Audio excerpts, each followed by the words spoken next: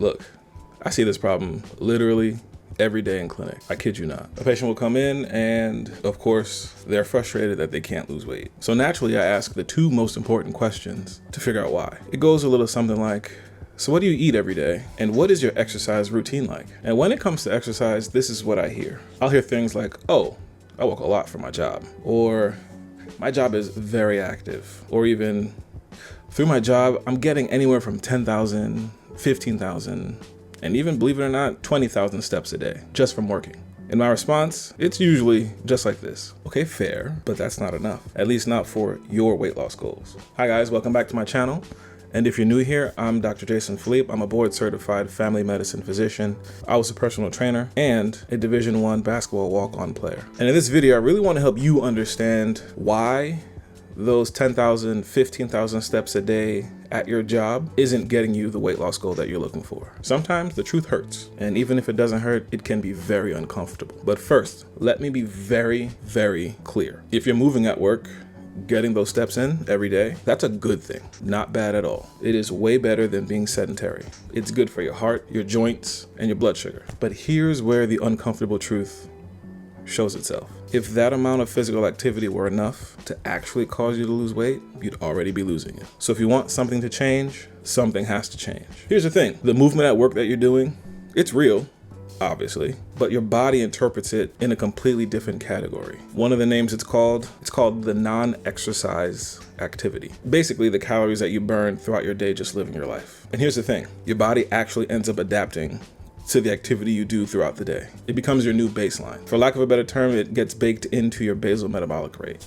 So in the beginning, when it's a newer activity, you might notice some weight loss, but eventually it helps you maintain your weight, and it rarely creates a new caloric deficit big enough to actually drive fat loss. And that's the key that you're missing. But that's also the thing that you need to pay attention to, because so many people say, oh, I don't need extra exercise. I get exercise at my job. But that's not how your body feels, clearly. And another uncomfortable truth, when people say they walk, a lot of times, even work-related steps, they tend to be slow and low intensity, essentially casual walking. And the research, what it shows is that the steps only really contribute to your weight loss when a chunk of them are done at moderate or higher intensity, not just pacing around, standing, or slow walking, the casual speeds. It needs to be at least moderate or vigorous intensity. So when a patient tells me that they walk a lot at work, here's what I'm thinking. All of that activity is already accounted for at your current weight. And exercise,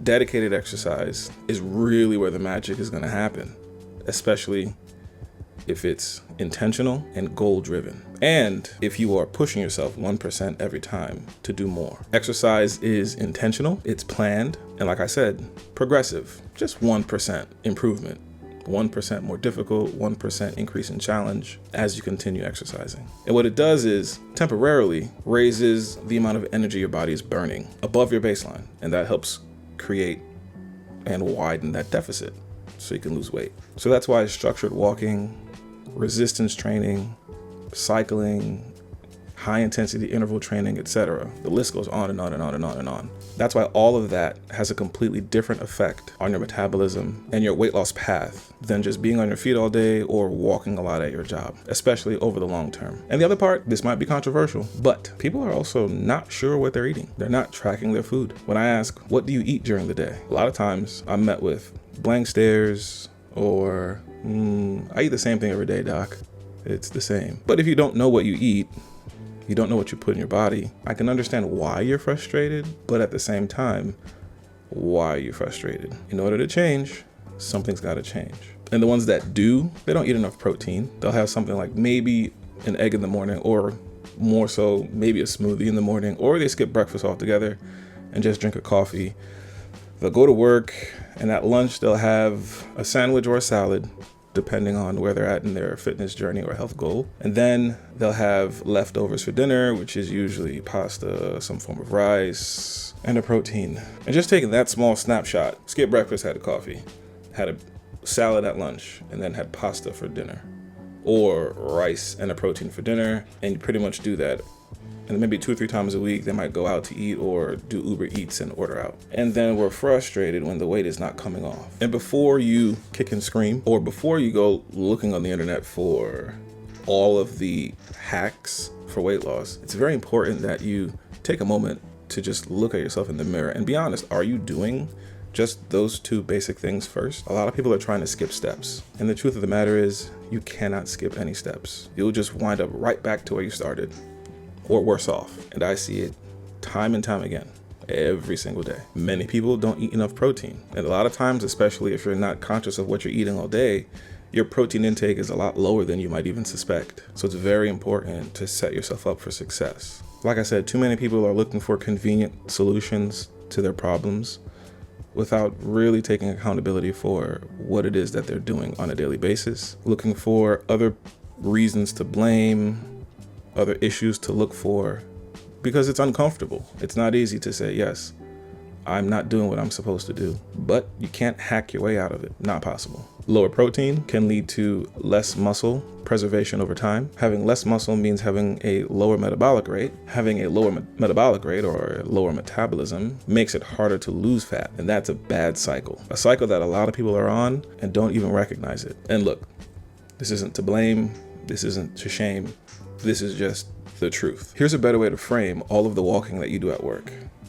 Your work activity, that's the foundation. Exercise and nutrition are the 2 big levers that you'll pull for the weight loss. And getting all 3 of those in alignment makes a world of a difference. So here, what does that look like? For most people, keep walking, don't stop, because it's important. But again, if you want something to change, something has to change. So add in a few days of exercise per week. Start off 2 days a week, increase 3, 4, start off 15, 20, 30 minutes. Intentional exercise, resistance training, strength training, calisthenics, things like that, that work your muscles to make yourself stronger, helping your joints, helping you preserve muscle to some degree, and then continue to work on improving 1% every time. And that 1% could be exercising for more time, more reps, or adding difficulty if you have equipment at home or otherwise. Prioritize adequate protein. Re-examine how you look at the plate of food that you're eating. Having some protein with every meal is a good place to start. It doesn't have to be complicated in the beginning. It doesn't have to be complicated in general. You just need to start developing a habit that you can repeat and then build upon, because it's the consistency and the discipline that's going to get you to the goal you want, not the motivation and not the desire of that goal. And again, this isn't to blame. This is just physiology. This is just understanding how the human body works. Being busy at work, that doesn't always mean that you're in a caloric deficit. Feeling active doesn't always equal fat loss. And if your current approach was enough, your body would already be showing it. And this does not include any specific medical conditions that you may or may not be dealing with. That is a conversation between you and your healthcare provider, getting the necessary, recommended, and age-appropriate blood work and addressing those as they're necessary. This is everything else. This is dealing with what the common average patient individual is dealing with on a day-to-day basis. The one who works 2 jobs maybe, works long hours, the traditional sedentary work, or even the ones that have them walking a lot at work, but then still struggle to lose weight. But the good news is you're able-bodied, so you can do something about it. You just have to want to do something, and then you got to do it. No video on the internet, no supplement. No one else can do it but you. So get up, get moving. If you found the information in this video helpful, you should check out my website. I have a bunch of blog posts, and I have a weight loss guide on my website that will help explain to you different things related to losing weight. You should check it out. Link in the description below.